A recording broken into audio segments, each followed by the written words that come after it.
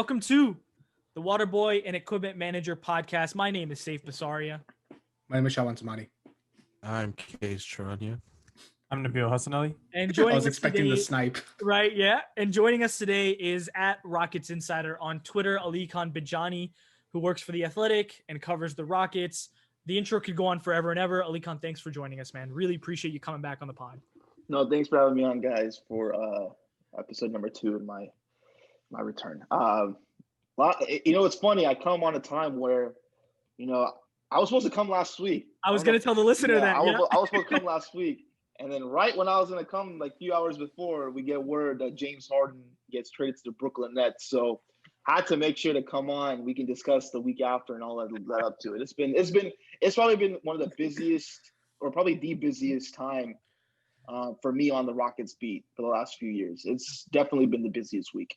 So yeah, listener, like Alykhan had said, we had him scheduled for last Wednesday, and then I think James Harden goes down around like 2 p.m. Eastern, 3 p.m. Eastern, something like that. And Alykhan goes, "Oh shit, gotta reschedule." Yeah. And honestly, obviously, we understood. That makes all the sense in the world. We are only a semi-successful podcast. We are not a fully successful podcast yet. So Alykhan had some work to do. But that being said, on Instagram and on Twitter at WBEM Pod, on YouTube, The Waterboy and Equipment Manager Podcast. That's where you find us. That's where you catch us. And we're obviously available wherever you're listening to us now, among every other platform possible. So Alykhan's here for a very specific thing. I don't think we need to break any ice. James Harden got traded to Brooklyn. In return, Houston got a plethora of picks. They got 4 first-round picks. They got the opportunity of 4 first-round swaps from the Brooklyn Nets. 3 of those picks are from the Nets. One of them is from Milwaukee in 2022. Then they got Dante Exum. They got Victor Oladipo in another trade. They got who am I missing?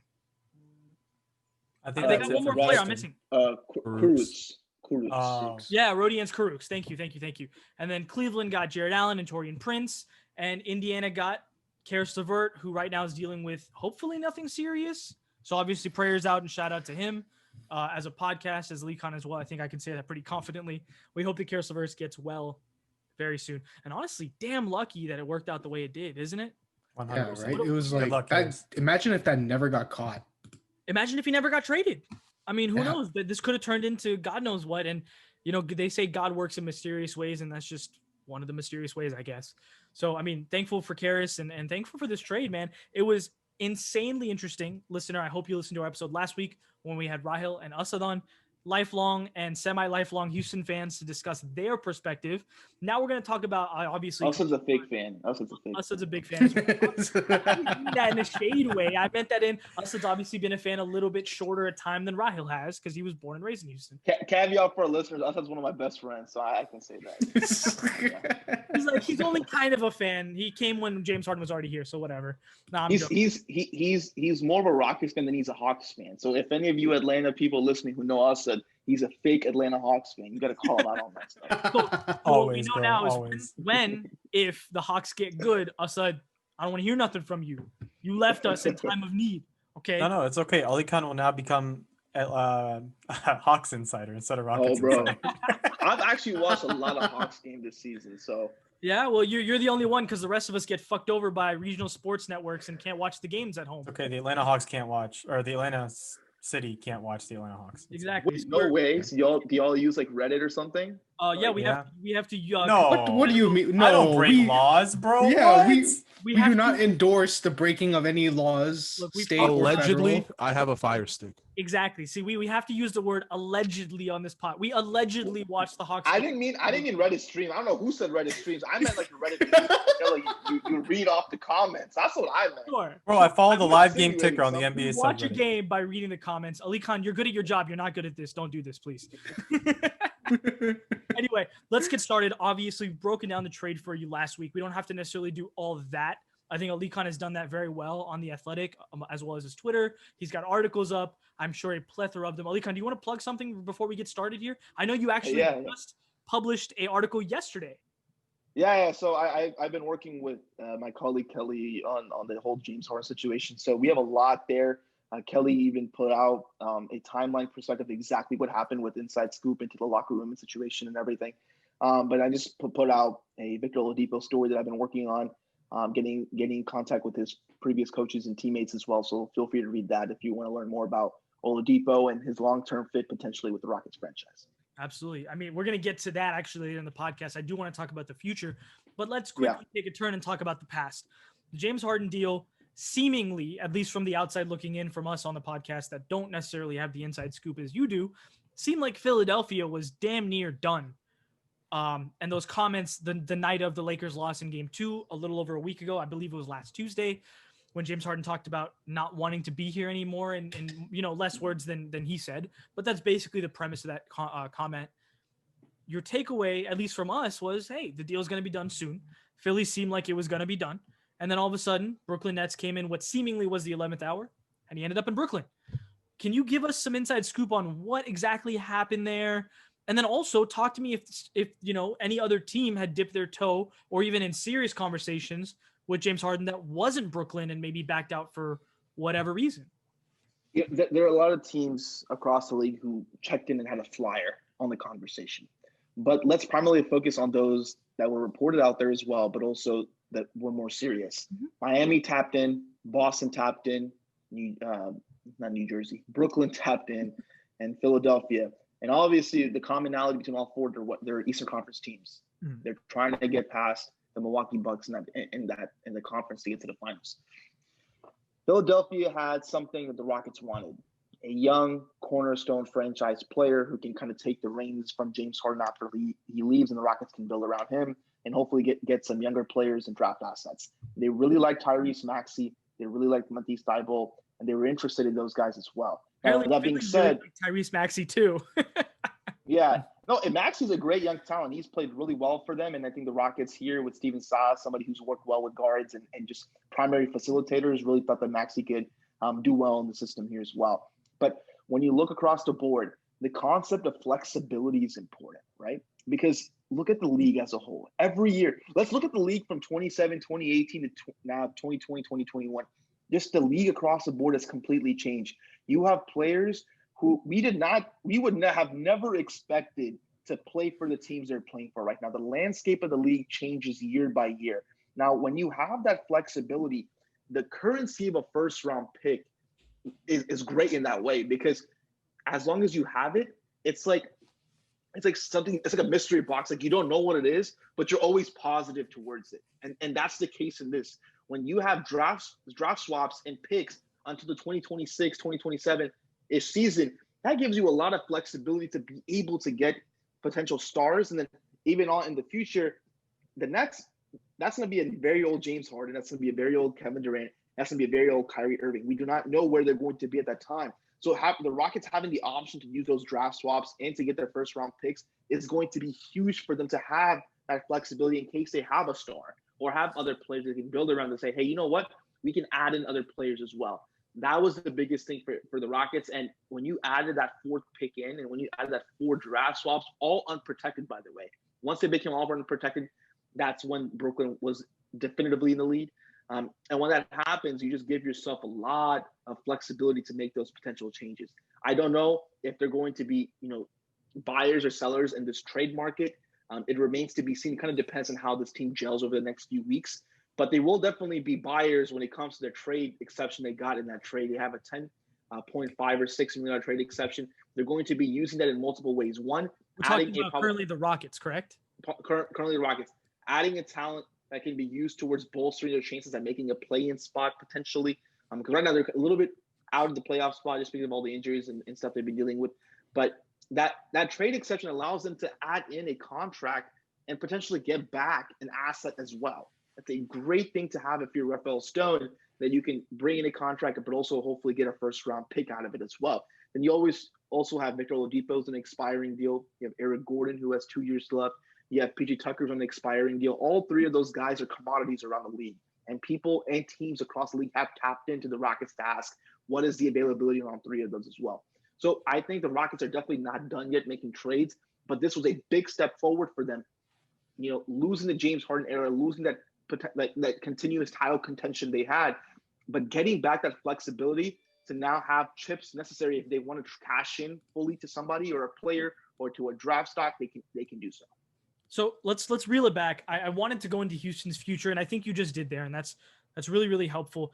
It seems as though Houston has more moves to make, but it also seems as though Houston, at least this year for the remaining of the year, may not have necessarily made up their mind on which way they would like to go, right? Because you're saying that there's a chance at a play-in spot, maybe a playoff spot. There's also a chance they could full fire sale and sell, some of the more valuable pieces of this roster for the right price.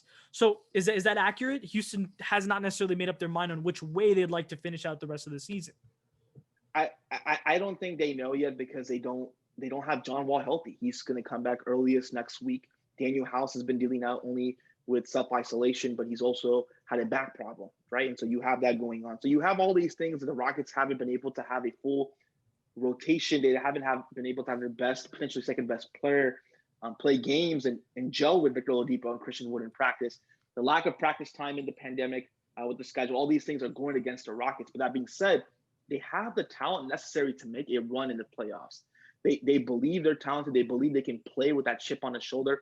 Everybody on that team has something to prove, and they've made that known to us in media availabilities as well.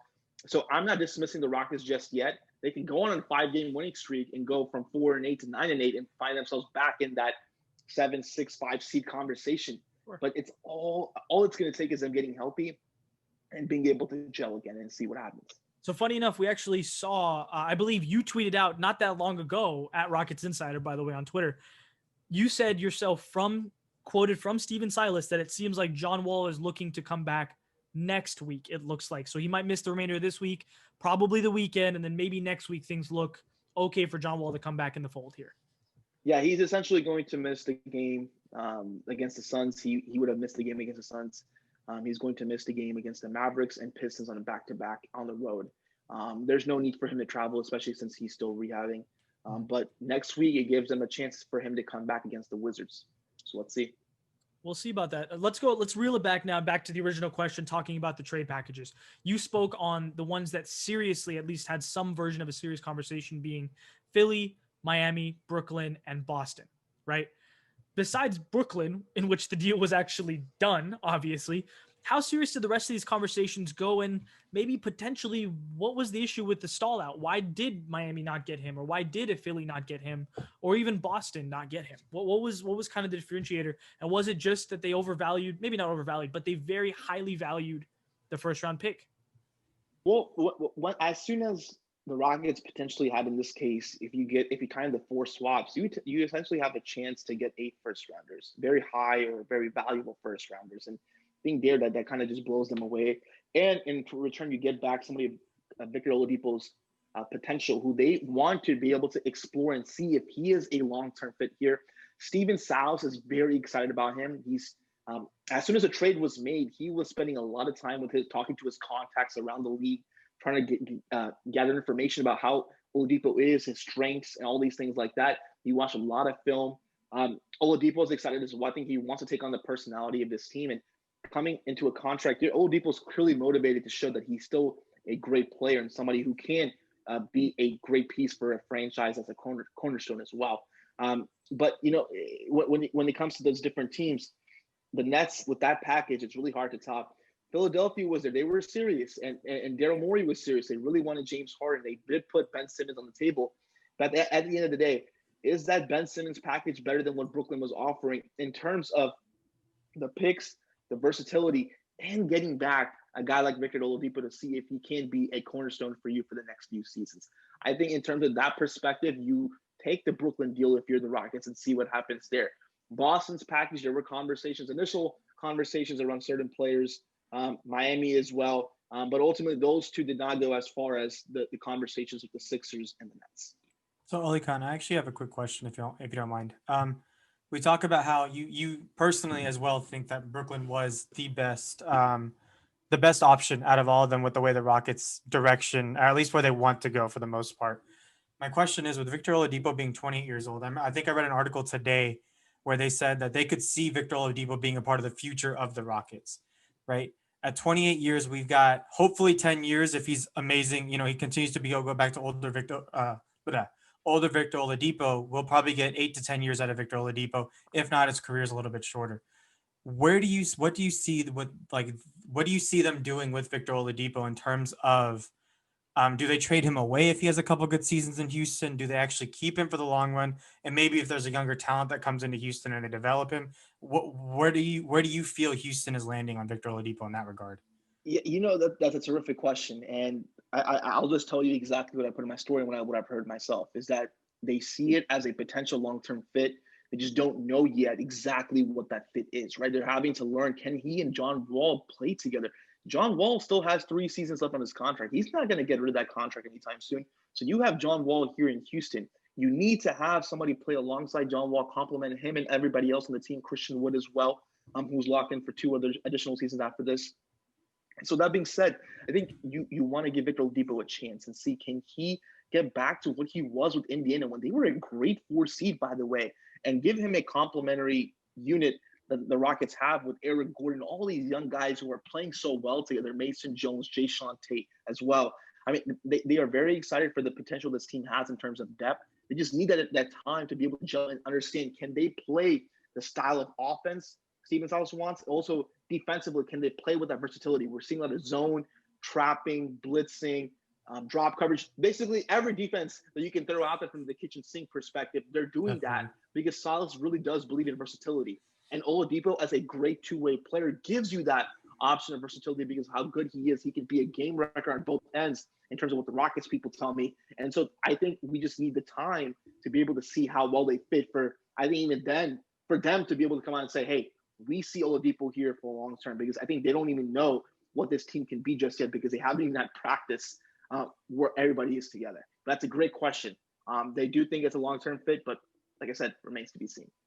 That was the other thing. Shop and I were actually discussing the other day when the trade happened. Victor Oladipo, for the first time since the return of the injury last season, seemed like he was actually getting a little healthier. Seemed maybe not like the all-star, all-NBA kind of guy that he was, but he's working his way there.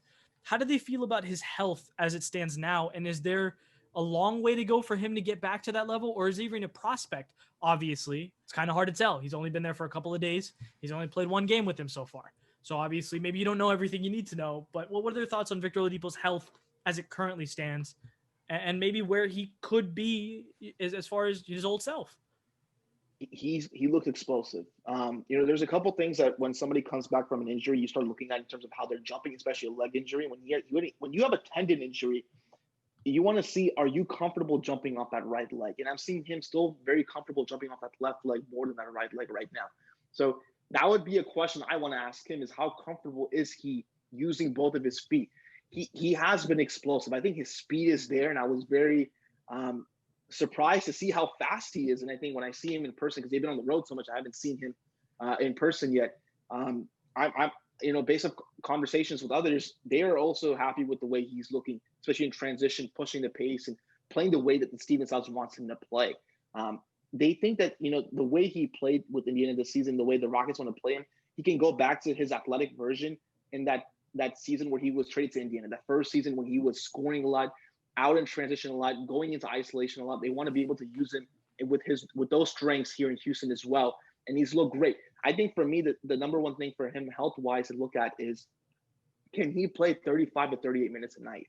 They're going to be watching his minutes for the next few weeks to just to be able to have him continue to rehab and get back into it. But he clearly did not break a sweat in that game against the Bulls, where he looked fantastic. And Billy Donovan told me after the game that he had the Bulls had trouble stopping him and Christian Wood, just because of how quickly he was able to gain that chemistry, how he was able to use his ability on the ball to be able to create opportunities for others as well. So if he continues to look like this and play with the high usage, which the Rockets will rely him on, especially these next few games with the John Wall, maybe we'll get a better idea of where he is, especially with that speed, with that decision-making, things like that. But for right now, through the first few games, he looks good. Shaman, did you want to jump in here? I think you had a question for him. Yeah, I just wanted to ask, excuse me, really quick, that with like the way that the season has gone for the Rockets pretty early, with James Harden looking pretty dejected and up until and leading to his eventual trade to Brooklyn, it sort of felt like there was sort of a vacuum of leadership. So I wanted to ask, like, from what you're hearing in the locker, like around like the locker room, like how has the atmosphere shifted between like before the trade and after, and especially with John Wall as probably the leader of the team now, like how is he handling this transition? Yeah, that's a great question. It's really interesting is when you talk to these players after the trade, you can tell that there is some sort of weight lifted off of them. That they don't have to worry about is James staying or not. They can just worry about establishing their roles and what their identity is with this team. And I think that's really allowed them to kind of focus on that. That type of culture was already, beginning to be established before training camp when Silas and Stone were here without James Harden, and they're going to continue to do that. This is a cultural reset for the Rockets organization. This is Tillman Fertitta's first general manager he's hired. This is Tillman Fertitta's first coach he's hired. This is Tillman Fertitta's team. It's not Daryl Morey's team. It's not Mike D'Antoni's team. This is Tillman Fertitta's team with Stone, with Silas. They're trying to establish a culture here. It's off to a good start in terms of culture and accountability, especially after this James Harden trade. Maybe not necessarily with the wins as they would like yet, but in terms of player culture and accountability, it is there. Players are happy with Silas. They really appreciate his cool and calm demeanor. And they feel like that, this team is talented enough that if they just engage fully, they can give themselves a chance to compete. Interesting. I really, really, really want to go back. When you come on the pod for the first time, a little over, I think it was about a month and a half ago, we discussed that Houston would like, and idealistically, a return of an all-star MVP, young kind of guy who can turn into something of that caliber.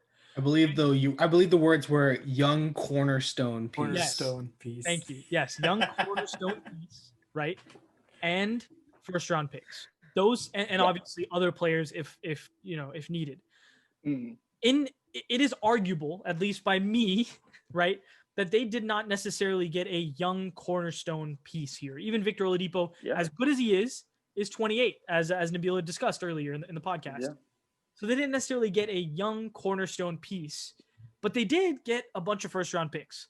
Is it fair, at least from what we know now about how this trade worked out and went down, that the first round picks, based on this situation with Brooklyn, with those three guys together, with what we know about them as people, but also as human beings, did they really value those first round picks so much so that the young cornerstone piece almost became a secondary option once there were 4 first round picks? And we're talking 3 Brooklyn picks here. And I will say, we talked about it on the podcast last week, those swaps are cool, but those swaps are what they are. They're swaps. They're not additional picks, right? Yes. Flip great point. Yes. Yeah. So they're not getting 8 picks in this draft. In this deal, they're getting 4 with the option to flip, which may or may not be something awesome a couple years down the road. But were those first round picks genuinely that important to them, or was it the quantity that really was like, you know what, I'm good on that young cornerstone thing? Well, why don't we take a look at the picks they got from that trade? I think that's an important thing to measure. They were all the pick swaps and draft picks were unprotected. For Brooklyn, those unprotected picks, first round picks, not the swaps, just actual picks, are 2022, 2024, 2026. Now, I believe this core in Brooklyn is going to last together at least for this season and next season. That goes into the 2022 season. And so that 2022 first round pick probably is going to be in the high 20s. Now, let's look at 2024 and 2026. That's 4 years from now and 6 years from now. Are we confident that this group is going to stay together? Alykhan, ask that exact question you're about to ask, but ask it to Case. Case, is this group going to stay together until the 2025-2026 season? I think you're about 3-4 years ahead. They make it to 22. They don't make it much further.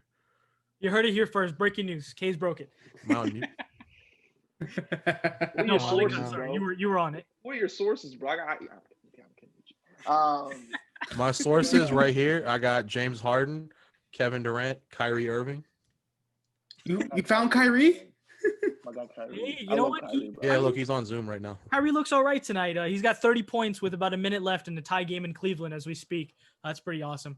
But yes, I told you they would come back. I told you they would come back. I know you did. I know you did. But like we were saying, they did not get a young cornerstone piece. They might have gotten a cornerstone, but they definitely didn't get a young cornerstone piece. No, for sure. But they did get 3 first-round picks from Brooklyn, 2 of which, in your estimation, could be potentially more valuable than they currently seem, which is a fair point.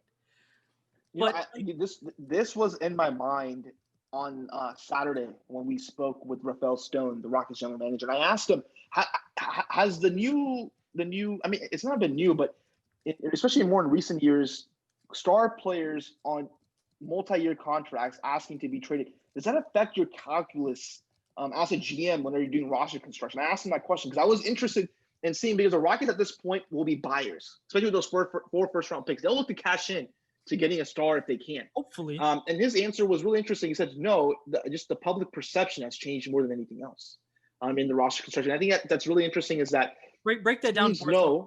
Break that down for us. And so what I mean by that is when a player becomes available and they want to get traded, and it is a player empowerment era, but with media and the influence of media and perception and everything, it's very easy to be able to, for a player, and as they should have the right to do this, to be able to come out and say, I want to get traded, or I want to do what I want, or I want to go to a different team, all these things like that. And as consumers of media, we, media fans, everybody, eat that up. And we produce content, we take in content, all those things like that. And that drives that narrative, that drives that conversation within the NBA, right? And so this has been going on for many years now. It's not a new thing. And so that's what he means, that, roster construction is all about making sure that you're finding an innovative thing or something new that gives you an advantage over the 29 other teams in the league. And the Rockets have always been like that. A lot of things the Rockets do are usually in the forefront of what other teams in the NBA do. They're usually one of the first few teams to do it or explore it. Not only with the RGV team, but in the NBA, with the players they bring in, all those things like that. And I think you're going to see the same thing continue with Rafael Stone, in that, you know what? All these things are going on, but we're going to stay committed to what we do and figuring out what is the best thing we can do to gain an advantage and leverage over every other team. That's his mindset. Even among all this star craziness, his mindset is making sure that, stars come and go, but we have to maintain leverage of what we can do to establish a culture here, establish identity here, and establish a situation where stars don't only want to come, but they want to stay, and we surround them with talent that keeps us having the advantage over every other team. So I find that kind of interesting because you said that that's kind of how Houston's always been at the forefront, but let's also not mistake the fact that it was Daryl Morey that bought in James Harden. Daryl Morey is the guy that made these moves, throughout these years, right?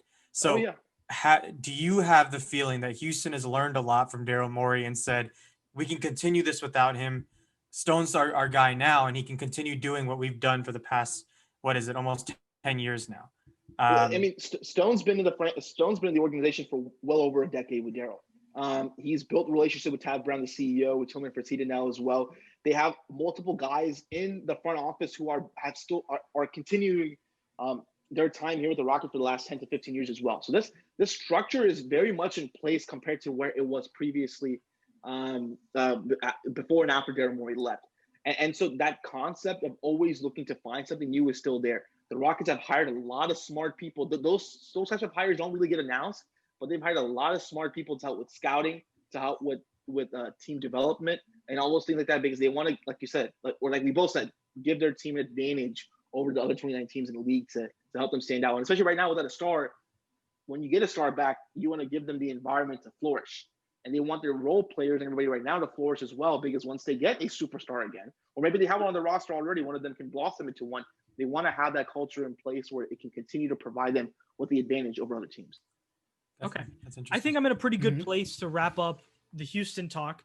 But before I do, the last question I have for you, you obviously have been covering the Rockets for quite some time, but even previous to that, you were also and have been a Rockets fan. How will James Harden be remembered in Houston from maybe a professional perspective, but also in your personal fan perspective? How will he be remembered? Will they cheer him when he comes home, whenever that is, when we get fans back in the building, when he gets his jersey inevitably retired, and, when he goes to the Hall of Fame, which is basically a lock at this point? How will he be remembered in Houston? I actually said this a few hours after the trade happened, because I was still confused. How is he going to be remembered here? Before I even started Rockets Insider, back in 2013. I was a Rockets fan growing up. Not anymore because I have to work, but back then I was. And James Harden's trade was a big deal. They had a superstar, and it was like one of my first times watching the Rockets play. And James Harden was so much fun to watch. And he's always been fun to watch because he's such a magician on the field. It's IQ and what everything goes on. And I think the people in Houston appreciated that. And from a fan's perspective here, when you talk to people, obviously there's bittersweet feeling. Bitter in that how it ended, but sweet in that, hey, you know what? He has a chance to win a championship ring and validate all those things that Rockets fans did for him in terms of defending him and proving to the league that he is somebody who is a capable championship player. I think when he comes back, when he gets remembered, the Rockets were the team when everybody else was like the Warriors are too good. They have Kevin Durant, or the Warriors are this, the Warriors are that. They went all in. They stayed competitive. They could have won a championship. They could have won multiple championships. You never know. But this team proved that, you know what? When everything is going on, we're going to stay committed to win. James Harden did that. He got his team in very close positions to always win the championship. They never did so. But I think when you look at those times and how close they were, that's how he's going to be remembered. Putting his team in championship contention every year he was here except for the first season. 2013, 2014, they got Dwight Howard. After that, the next 3 seasons, they had championship contention capabilities.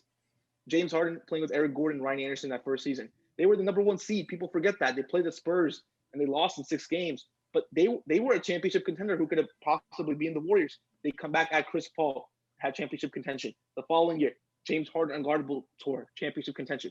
Russell Westbrook, when you have 2 All-Stars, championship contention. That type of winning mentality or winning culture that you establish here from a star player, that being gone is going to hurt the Rockets because now they have to retool. Well, while he was here, they were always in line to compete for a championship. I think that's how he will and should be remembered. And I know that when we discussed with Rahel and Asad last week, I asked them, obviously Hakeem Olajuwon is also an all-time great in the NBA and yes, obviously for the Rockets. Who is the best Rocket of all time? Oh, of all time, Hakeem Olajuwon. Why? I don't think that's a question. Okay, it's the championships and the greatness. Yeah, and the adjustment. I understand. I mean, no, I don't think it's. I mean, I just think he's an all-time great. He's in the conversation to be a top 10 player of all time. I mean, I think he's a legitimate conversation for top 10 player of all time. Just how good he was, and I think James Harden will go down as the number 2 player of all time in the Rockets franchise history. But it's a conversation between him and Moses Malone. Moses Malone didn't play as long as James Harden did here in Houston. But Moses Malone, people forget, is one of the all-time greats. And he was a great player in Houston and led the Rockets to a finals run. He is a fantastic player who I think also should deserve more credit. And then, Bo, wrap it up with a bow. James Harden, I know your opinion. He's definitely a top 50 player all time in the NBA. Is he top 25 as it stands? I think that conversation can only happen when he wins a chip. If he wins, it's unfortunate for him that it's unfortunate for him. That's all I can say. It's unfortunate for him that he hasn't won so yet, but he should go down as the best offensive player to ever play the game. I really believe that. I kind of want to jump in here really quick. Sorry, Shaban. I believe all of us here are educated basketball, knowledgeable basketball, opinionists, as I'd like to call us, Fake it till you make it, at least, right? Exactly. So with the whole championship thing to me is on optic based thing. When we talk about how good a basketball player is, rings only matter to the mainstream media and for the average NBA fan. Yes. So I want your opinion as a guy that loves, because I know you love basketball. You would not be doing what you're doing right now if you didn't. As a guy that loves basketball, where do you rank James Harden when it comes to the top 25, top 20, top 50? Take your Rockets bias out of this for like 10 seconds. Yes. I mean, it can be an arbitrary number. It doesn't have. It could be top 33 all time. I don't care. I'm not going to ask. I gotta I gotta say top 50. I don't know. I haven't thought about it too much. That's a question that stumps me because I honestly haven't thought about it too much. Okay, let me ask you in like a different way then. Would you say that he's like what tier would he be? Would he be like Dwayne Charles Wade's still Barkley higher tier than him on the all-time list. Or I think Dwayne Wade is still higher than him on the all-time list. But if James Harden wins a championship, you can put James Harden above Dwayne Wade and potentially in conversation. And then K is the perpetual James Harden love-hate relationship. Respect you, but definitely don't love your relationship that you have with James Harden. I'll ask you the same question. Is he a top 50 player all time? And the reason why I asked this is because I put this out on a poll and you actually said he was not a top 50 player all time. I don't know if you were being facetious or not, but now I want to know, is he a top 50 player all time in your opinion? And yes or no. And then if he isn't, what does he need to do that? Honestly, your polls, I just fuck with you. I know. He's definitely top 50. I want to get it on tape. He's definitely top 50 with the potential to jump a lot higher. Well, that's unfortunate. Alykhan, I personally love everything you said so far. However, I do disagree. I don't think he's the greatest offensive player of all time. I think that's still Kevin Durant, simply because that man is. Sorry. Yeah, I shouldn't have said that. As soon as I said it, I'm like, yeah, I take that. Well, no, I'm giving you. That's the beauty of being on a podcast with someone who knows you at least somewhat better than maybe somebody else. I want to give you a chance to fix that before we go forward. Yeah. I personally think, Michael Jordan, LeBron James, Kevin Durant, Kobe Bryant, all of those guys are likely better on the all-time scoring ability from, every other. But James Harden is not necessarily below them. He's not worse than that. Is incredibly elite company we're talking. So I think it depends on offense versus score. I think potentially the greatest scorer of all time and how easy he makes it look and how good he is Kevin Durant. I agree with you. That's my personal take as well. Yes. Yeah. But in terms of offense, in terms of not only creating for himself and for others and passing and ability to facilitate and just read the defense, James Harden is now, if he's not one, he's two or three. Like he's up there as that offensive talent. And that's what I mean. I don't mean like scoring just only. I mean passing, reading, facilitating, getting his teammates involved, basically being the engine of an offense. He is the engine of the Rockets offense the last 8 seasons, and he did that at an extremely high level while scoring as many points as he did, while also leading the league in assists, or being very close to leading the league in assists the last few seasons as well. I think from that perspective, he has an argument to become or be the greatest, or the top 3 greatest players in terms of ever play the game offensively. I don't think that is an absurd claim by any means. I don't think people would disagree with you on this one. I think you're absolutely right. Yeah. The last thing, and then we got to move on to the NBA as a whole, because I love talking Rockets with you, but I know you like talking basketball as a whole. So yeah. So James Harden, Kevin Durant, Kyrie Irving, they're together. Seems like happily, at least for now, and hopefully for the near future, because it's good for basketball if those guys get along and play good basketball together. It can only be fun to watch if it works. I asked Shaban last week, so I'll ask you this week. Let's say their contracts align for the next 3 finals or 2.5 years if they pick up all their options that are available to them. Here we go. Right. Over under in the next 3 finals, assuming they stick together. Over under 1.5 NBA finals appearances in the next 3 NBA finals. Your thoughts? I say over, and I say over, but I don't think it's 3. I think it's 2, and I don't think they make. I think that the 2 appearances are more likely to happen not this season, but the following 2 seasons.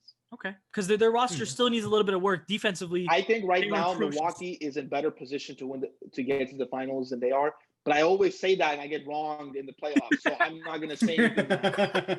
Unfortunately, I will say this: the Los Angeles Lakers are the best team in basketball, and all this talk about the Eastern Conference teams. Who's going to beat Los Angeles, bro? Like I'm just being honest. Like I watched them for 2 straight games in person. I said right behind their bench. Their level of thinking right now is like above other teams. Like it's just insane. The IQ, the overall IQ, they're built different. Yes, Nabil, yes, they are. The IQ, they are built different. Composite IQ of that team is incredible. But so over 1.5, we're going to 2. I talked about this. I think I talked about this offline with the boys. I still think this could all change. There's plenty of basketball still to be played. There's COVID. There's a weird season. There's trades. There's buyouts. But I still think Milwaukee, with the addition of Drew Holiday, matches up rather well defensively with Brooklyn, right? Drew Holiday to Kyrie, Chris Middleton to James Harden, Giannis to Kevin Durant. Obviously, you're not going to stop those guys, but you're also not going to stop them on the other side of the court. We saw this just a couple days ago. That game was a fun basketball game, and neither one of those teams are at 100% peak of their powers. But they match up well. For me, it's going to come down to how they game plan against the Nets defensively. Are they going to switch everything and take Brook Lopez off the floor? Or are they going to keep Brook Lopez on the floor and play drop coverage? If they play drop coverage, Kyrie is going to feast in that series. Sure. If they switch everything, James Harden and KD need to go off. Kyrie needs to go off. I just don't know what Brooklyn will do. If they're comfortable with switching, I think that really elevates their ceiling. If they're not comfortable with switching, I would take Nets in that series. And that's just how I feel right now. I need to watch more, but that's how I feel right now. I'm going to take a shot in the dark. And I think the rosters will not look exactly the way they look right now. But assuming they do, we're going to see a lot of Kevin Durant and Giannis at the 5 for both those teams because DJ can't stay on the floor in that series. And Brook Lopez, as much as we love, Splash Mountain, there's probably a good chance he can't stay on the floor in that series either. But let's now jump to the NBA as a whole. Kays, you've been awfully quiet, so I will start with you because I know you are the one who wanted to talk about this in our group chat. The NBA season has been an interesting one, to say the least, thus far. We're about 13, 14, 15-ish games in with all these teams, so we've got a lot of basketball to be played. We're about a fourth of the way through the season for most teams. Who, Kays, and you can start us off here, who has surprised you the most, either in a positive way or a negative way, and what the hell is going on?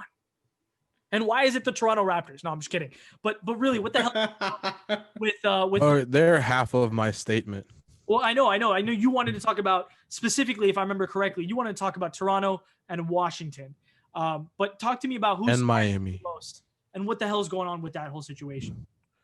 And then Alykhan, you'll be up next. I just want to figure out why the Tampa Bay Raptors and the Miami Heat are not doing so hot right now.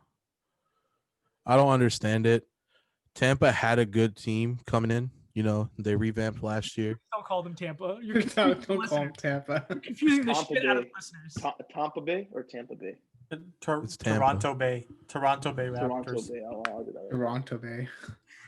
And then Drake Bay. Miami's All right, so just let me been talk about Drake flat. I don't understand it. In all fairness to Miami, they have dealt with a lot of injury and COVID, and I don't think that they're going to be like this all year. Jimmy Butler, Bam Adebayo, some of their best players have missed a lot of basketball games. They started Dragic for the first time all season last night, which is not something they seem to have wanted to do prior to last night, 15 games into the year. So Miami, I definitely think Kays will pick it up, and I think you believe that to be true as well once they get their bearings together. But Toronto, man, Toronto makes no sense. Toronto's bad. Come on, do you have any? Let me tell you what Toronto needs to do. Okay, talk to me. They need to start Chris Boucher. They need to keep Chris Boucher in the starting lineup. Is it? They need to find themselves. It's Boucher. I don't want to call you out. It's Boucher. Right? I think it's Boucher though. It's Boucher. It is Boucher. It is Boucher. But I said Boucher. He said Chris Boucher. All right, and Boucher needs to play hella minutes. I agree. But why? Why are they not currently starting Chris Boucher? I'm gonna tell you why if you can't come up with it, but I'll tell you. There's something wrong with their medulla oblongatas, bro. He can't guard fives in the NBA. He can't. He just cannot guard bigger fives in the NBA. If you look, Toronto has struggled guarding some of the more elite bigs in the league. By the way, a lot of teams have. That's not just exclusive to Toronto. But the reason why they wanted to keep guys like Serge Ibaka and Marc Gasol, and they really needed to go 1 for 2 there at least. They lost them both, and that's unfortunate. But they can't. Just a quick Toronto update. They waived Alex Len today. They only have one center on the roster. And I think that's because they plan to give more minutes to Chris Boucher, or however, Alykhan, you wanted to go at him for. Also, did no one really get my Waterboy reference? No. Boucher. Bobby Boucher. Bobby Boucher. My mama said, come on, bro. I'm tired of you people. I got it. I just thought we were talking. Mama said, that movie's good. Honestly, it's the defense. My talents are wasted here. He can't guard bigs, and he can't play the 4 because they can't not play Siakam. And so that's the problem. Playing those two guys together puts him in a bind when you have a big that is paint oriented. He can guard generally, but not down low. He's not big enough. I think there's a lot of teams this year that are going to be much better in the playoffs because they're going to unleash their best lineups. Can Toronto get to the playoffs? That's what I'm saying. Question. That's what I'm saying. Do they have the ability to get to the playoffs? Because once they get to the playoffs, they will be a great team because they'll probably play Siakam at the 5 and go a 5 out with spacing. But can they get to the playoffs by getting scraps or bigs in free agency on there and just not having to run Aaron Baines for 35 minutes a night? Like they need to be able to do certain things. Aaron Baines has been unfortunately atrocious. He gives so bad. He is. And that sucks because he's such a good dude. He's such a likable Shout out guy. to the Aaron Baines fan Twitter But account. offensively, he's a negative 1,000, and defensively, he's just not quick on his feet anymore. And I think that's the compounding of all these knee and leg injuries that he's had over the years. But Toronto's 5-8. They have a shot here to get to 500 rather quickly if they wanted to. A team that does not have a chance to get to 500 rather quickly is the Wizards of Washington. Russell Westbrook looks to be dealing with another quad injury. I believe it's the same quad, if I'm not mistaken, that is bugging him again. What's going on in Washington, Alykhan? What in the world is going on? And are they gonna be a play-in team? Not even a They play-in. can't stop anybody defensively. They can't stop anybody defensively. That's the name of the game. They can score. They are a great scoring team. But can they stop anybody defensively? To me, that's the biggest thing. And I don't know if they can right now. Okay. Well, what other teams do you want to talk about? I know there's a few teams that have surprised you so far this year. Who do you want to talk about? Oh, man. I was on the Charlotte Hornets hype wagon. And I've been a big James Borrego fan for multiple seasons now. And I'm happy to see them successful because that's a good team. They play hard. And LaMelo Ball, I'm telling you right now, is fun to watch. If I'm the NBA, the way Zion's playing, I get the hype around Zion. You want to do all that, they hyped him up way too much. But LaMelo Ball right now should be that young guy that you start putting more on national television because he's that much fun to watch. I do agree. Especially LaMelo with Ball Miles has looked Bridges on the amazing. court. Oh, yeah. That connection is insane. That team's small ball lineup is insane. You have P.A. Washington, you have LaMelo Ball, you have Devontae Graham, Gordon Hayward. I mean, this is a Bridges. I mean, that's a great young team. That team offensively honestly runs a blitzkrieg offense, and it's absolutely insane. I hated when the Mavs had to play them so many times. I'm going to be generally honest with you, man. If PJ Tucker does not get a chance to go to a contender, he needs to get traded to Charlotte and work with PJ Washington. PJ Washington can be a more athletic PJ Tucker. I mean, they got the same name. But I mean, PJ Washington has everything you want to see in a guy who can be a small ball five with his athleticism, with his shooting ability, with his rebounding ability. His blocking ability is damn fantastic. He's generally a good overall defender. Borrego's put a lot of trust in him this year. Absolutely. I love PJ. He's on my fantasy basketball team, funny enough. I like him a lot. My rule, by the way, for fantasy basketball this year was I don't care whether I win or lose. I want to draft guys I like watching play basketball. PJ Washington happened to be one of those guys. What in the world is going on in New Orleans with the Pelicans, Alykhan? They're a team that gives up the three because they want to pack the paint defensively. And that strategy works. But sometimes it doesn't work. And when it doesn't work... It doesn't work more times than it does. Ideally, it does work. That's the same strategy that Milwaukee uses. Now, Milwaukee's a little bit different. They have Giannis Antetokounmpo on the weak side, taking away two passes to the opposite corner versus New Orleans, And so I think you need to give them enough time to gel. I think they're going to be a great young team to watch. They need LaMelo Ball. No, they need Lonzo Ball to play more and get back. Pretty sure they like LaMelo. Lonzo's actually had a good season so far. I've actually been pretty happy watching Lonzo play. Let me cut you off. Lonzo Ball, we saw reports today from your buddy Shams Charania. Great rumors. Of also the Athletic. Lonzo in a trade package? What's going on? Do you have any? Obviously, I don't want the aggregators to come after you. So if you don't, just tell me you don't, and let's be honest here, right? Do you have any understanding of what in the world could be the thought process of New Orleans here and what they're trying to do? I'll be honest with you. I have no idea. And I respect that. I do. I have no idea. Happened today. I have not. You're telling me news. I've been so busy. I had no idea Shams even put that out there. That's news to me. I think he put it out just recently. On? That is one thing I don't believe from you, Alykhan, but whatever, that's fine. I swear, I promise. I've been so busy today. I did not know. I have Shams' notifications on my phone. I mean, we all do, but I honestly didn't see anything. Breaking news. Alykhan does not have the Twitter alerts. So I do. What are you talking about, bro? I do. I'm so busy. This man's about to pull out his What did he phone. just tweet? What did he just tweet? I got a notification about 2 minutes ago. Hayes will rest. Wait, I don't see no Lonzo Ball update from today, bro. What are you talking about? That was from Woj, by the way. Oh, That's from Woj, you dummy. Don't act like you don't have Woj's alerts on either, Alykhan. Come on now. I know he's a competitor. He's a competition, man. What are you doing? He's a competition. You have to keep an eye on your competition. Come on, bro. All due Wait, respect. I don't actually see Lonzo on that either, bro. Where you see Lonzo? I didn't see nothing. Here, I will pull it up. Give me a All right, second. Nabil, while you I shared it in the group chat. Yeah, Nabil, while you pull it up, Alykhan, talk to me about another team, a player you're very, very familiar with, Chris Paul. Phoenix is 7-5.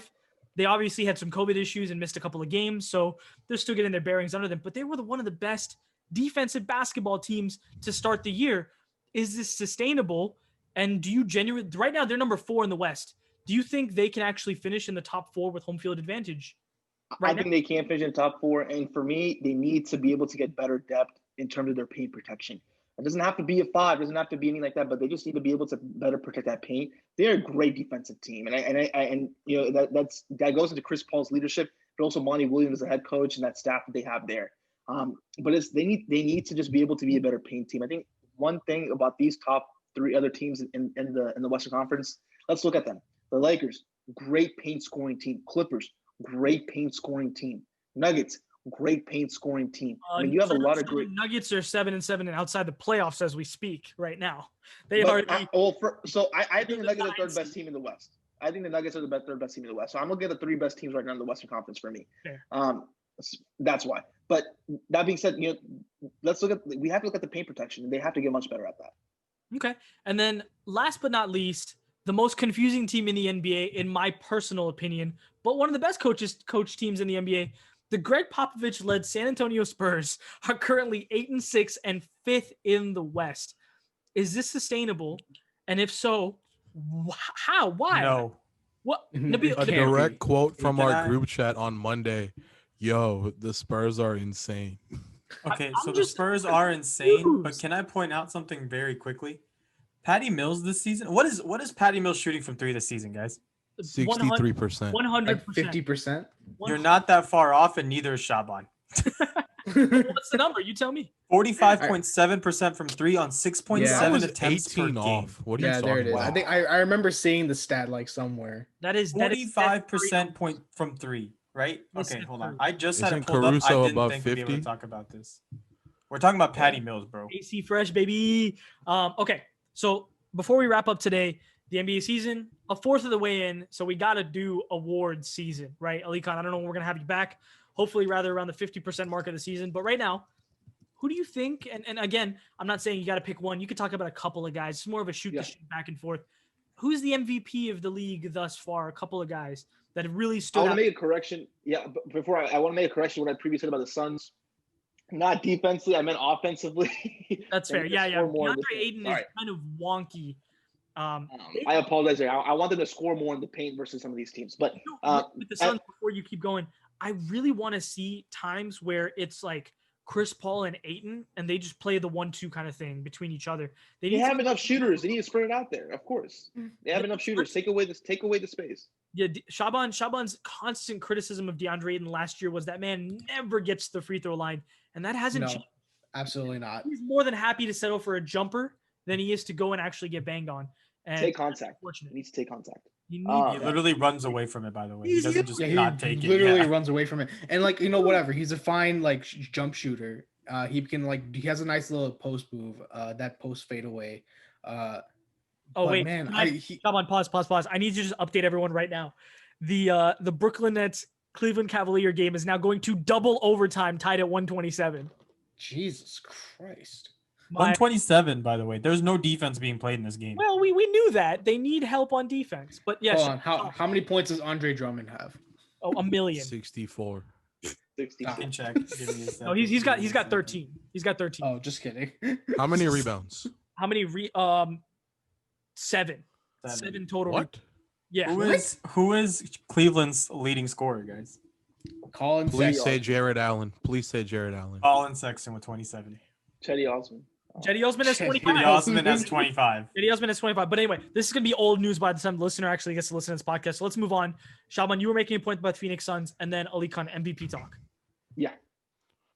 Yeah. So, same thing as before. It's like I need DeAndre Ayton to really behave like an actual center, get to the line, and really flex himself there. Joel Embiid, he's having a good game right now. He's got 42 points. He has 21 free throw attempts.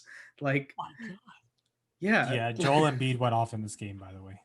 Good to know. And it's 25 seconds left. It's pretty much over. But Joel Embiid, that's the separation between where DeAndre Ayton is right now, who is a very good center, and then someone like Joel Embiid, who is top tier, like probably the best center in the Top NBA. two. Yeah, it's like it's top 1 and 2. two, like It's 1 and 2. number You one. can place him wherever you want.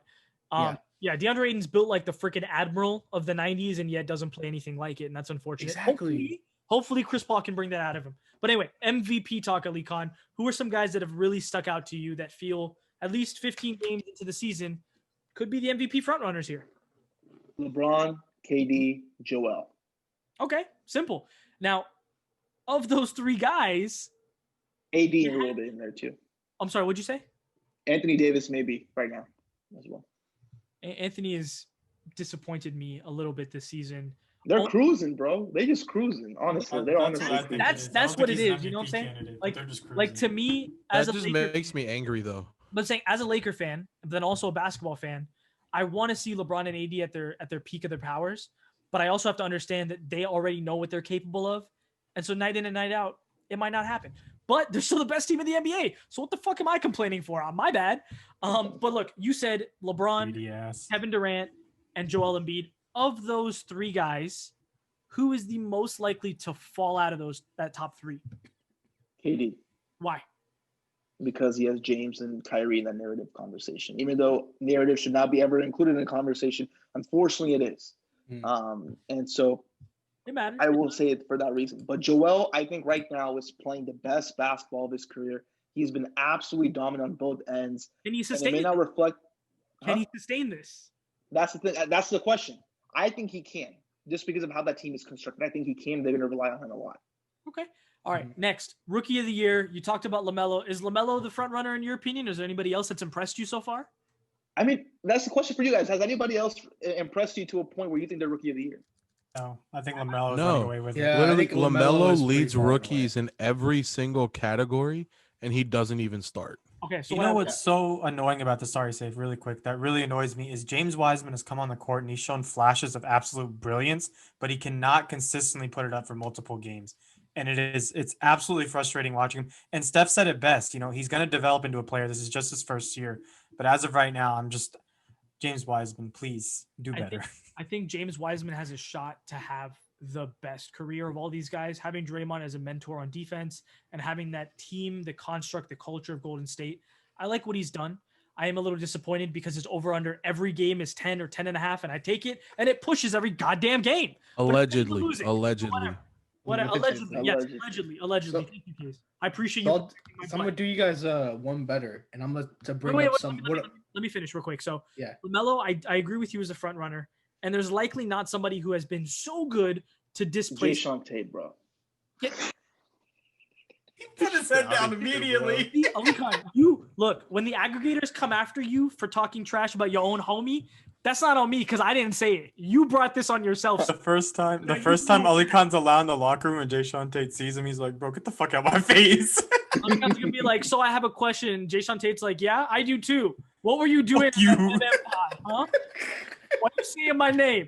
Anyway, but yes. Yo, Ali Khan, when he says it though, just make sure an ESPN camera's on him. That's all we want. Oh, that would be super helpful. Then we go from semi-successful podcast to very successful podcast. Or, just send them our way. No, and then your buddies at the Athletic might try to buy us out. That'd be pretty cool. But anyway, now we're in complete Dreamville. We're gonna talk about winning $1 billion in the Look, Mega Millions as We're well. for sale. All we require is the So- studio. I'm Anyway, just back gonna to the say. conversation. I wanted I'm to just gonna say, say. hey, Shaban, I was still finishing my point. LaMelo, yes, but Tyrese Halliburton, Isaac Yes, Okoro okay. defensively have been some of the better looking rookies besides LaMelo Ball. Isaac Okoro has been, I think, probably the best defensive rookie so far, and it's been awesome to see. And then Tyrese Halliburton, I wonder what kind of conversations are happening in Sacramento with the emergence of how good Halliburton is already. I'll leave it at that. Shaban, I'm sorry for cutting you. Now you can please finish your point. No, you already made my point for me. I was gonna bring up Tyrese Halliburton. He's my second. Tell me about He's Tyrese. my second. He's been the most impressive rookie to me besides LaMelo. He's my second Yeah. pick right now. His passing ability is been really surprising to see. Coming out of the draft class, it's closer to his assist average is closer to LaMelo's than any other rookie. His defensive ability, his defensive prowess is definitely not something to be overlooked. He's actually the guy that I really wanted Atlanta to draft. Yeah, before hold we up. end Since we're here, We all did.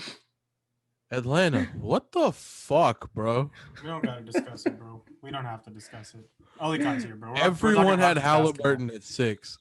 Everyone had Halliburton at 6, but the Hawks were like, no, let's draft the hurt center. Hey man, What's wrong with I him, guess- bro? He's a good player. I like him when he's on He's the court. played 8 minutes. supposedly. Anyway, So so we talked about rookie of the year. Shaban, what were you gonna do here? no, I was saying that they probably Atlanta was probably discounting Halliburton because they didn't look at they didn't think his jumper would translate into the NBA, and lo and behold, he's shooting 51% from 3. Well, we'll see if we can get somebody on here to talk about the Hawks in a little bit. I know Alykhan's got a couple of plugs that I can probably finagle my way into at some point. At some point in the near future. It's on audio. It's being recorded. Can you hit up can you hit up Chris Kirshner for us? No, but anyway. So I've tried multiple times. Oh my God. we have slid into that man's DMs way too many times. It's getting I even emailed him. it's getting desperate, my guy. He's gonna file a restraining order for sure. Potential. See, if he sees I was on the pod, he's gonna stop being friends with me now. Is that how is this gonna work? I hope Yes. not. I hope not. But maybe I can't promise anything, Alykhan. See, That's not my job. Safe is too nice to you, bro. It's just yes. No, I don't know. We're semester. You love the pod, bro. It's all that matters. Anyway, podcast. What are you we're talking running about? long. I know, Alykhan, you got to go cover this Rockets game that's probably about to start, if not already. So, last couple things before you go. Most improved player. What players have blown your mind so far? Who's blown your mind so far? Besides Jeremy Grant, because he's blown all of our minds. Honestly, I think for most improved player, you really have to put Christian Wood and Jeremy Grant both in that conversation. Even though Christian Wood is more of a role, so he's playing kind of continuation from last season, he's been playing excellent basketball. Jeremy Grant looks great. I don't know. I think it's too early for that conversation because there's still other players who are getting into their teams as well right now. I don't have an answer for you just yet, but I think for me right now, those two would be the focal point. And as we record on Wednesday, January 20th, who are the two teams that you foresee to be in the NBA Finals and then win the damn thing? Lakers. He I'm rolled still his gonna say eyes. Bucks. Still gonna say the In Bucks. 5. I knew it as soon as he rolled his eyes. He was like, shit. And your 2021, 2022 NBA champion. Sorry, Lakers. 2021 NBA champion. What am I doing? Lakers. All right, well, let's get it. Alykhan, as always, thank you so much for joining us. We hope to have Yeah, you we're back. gonna clip that. Thank you. We hope to have you back at some point in the near future, but in the meantime, good luck. We look forward to everything Alykhan writes at The Athletic and also on Twitter at Rockets Insider. He just had a big Victor Oladipo piece go up. Please go look at it. It is now Very well written, by the way. It is now his brand new pinned tweet and has been replaced or has replaced his last By pinned one tweet from 3 years ago. quite some time. Yes, Alykhan, I know I'm reading your Twitter all the time, brother. It's an absolute love relationship. Thanks again for coming on. And Thanks, for guys. everybody else on the podcast, Preach. thank you, listener, for listening. We'll see you next week. See ya. Peace. Bye. Bye. Bryant for the win. Bang! Christie for 3. You got